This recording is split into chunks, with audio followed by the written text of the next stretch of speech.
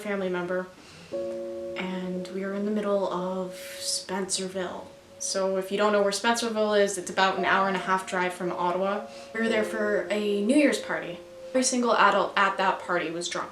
There was no way anyone was sober. I'm screwed because I don't know the people that was hosting this party.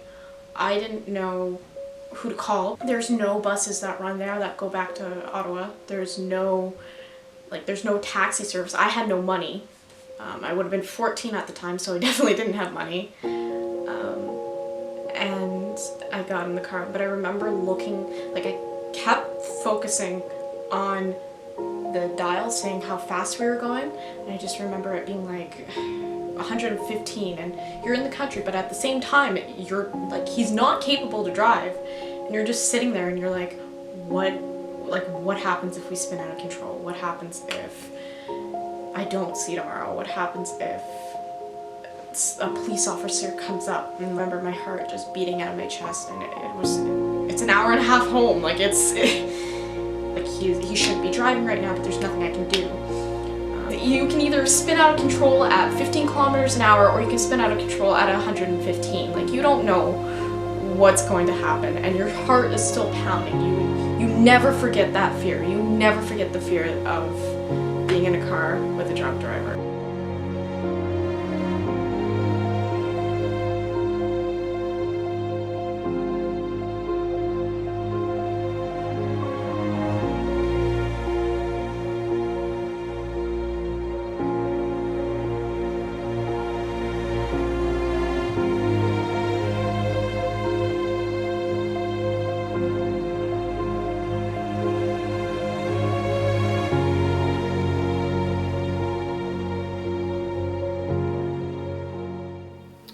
There's several cases I've witnessed where distracted drivers where the cell phone became the #1 priority. The eyes came off the roadway and they continued down the road texting away. The minute you drop your eyes off the roadway and start texting, if you just drop your head to send one word, you've dropped your eyes from the road for a period of almost 3 football fields at 100 kilometers an hour. Consequences of distracted driving are serious. We've had many fatalities because of that, a lot of injuries. The costs both socially, on the emergency services system and on our insurance programs are huge. Right now, you're 10 times more likely to be involved in a collision due to texting and driving than you are from alcohol impaired. Fatigue plays an influence in distracted driving when we look at long distance truckers and things like that. Again, you know your fatigue level, you can feel it. If you feel any kind of fatigue and things like that, pull over somewhere, take a rest, take a 20-minute nap if you have to, but when you're on the road, it's your responsibility to make sure that you're driving safely and you're aware of everything that's around you. My advice for friends or family that worry about impaired driving, whether it's friends, family members, or whatever, is be responsible. Take responsibility for yourselves. If you're going to be drinking, that's one decision you make, but to get behind the wheel is the second one. Call a friend, take a cab, take a bus. There are many options available to you, but drinking and driving is not one of them.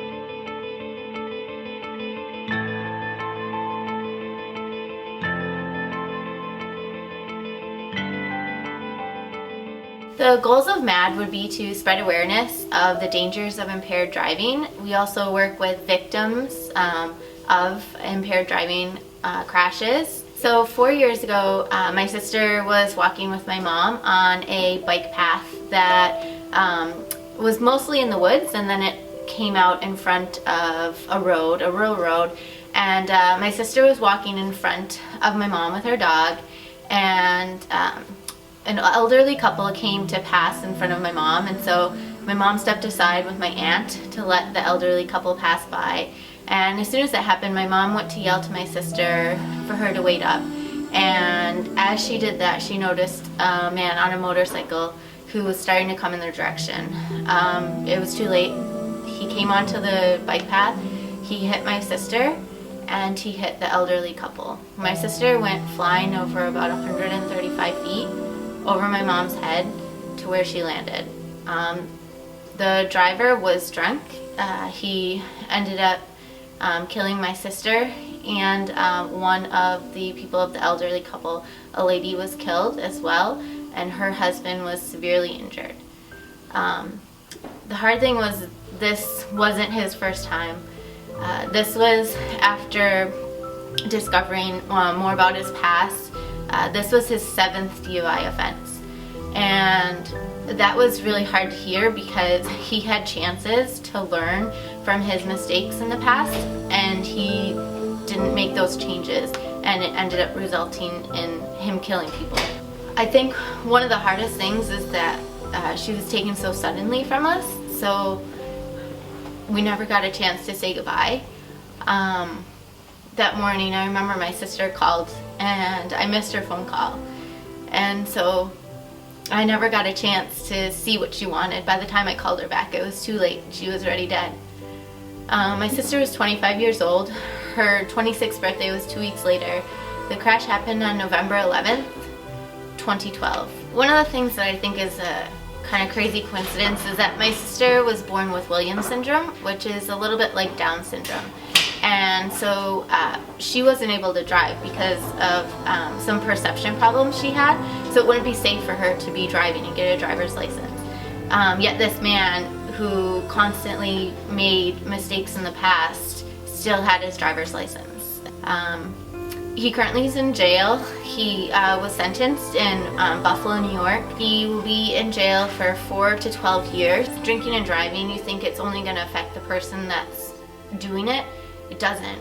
It can affect so many more people. It's such more of a ripple effect.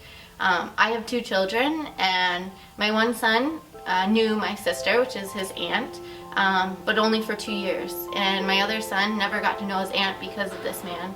I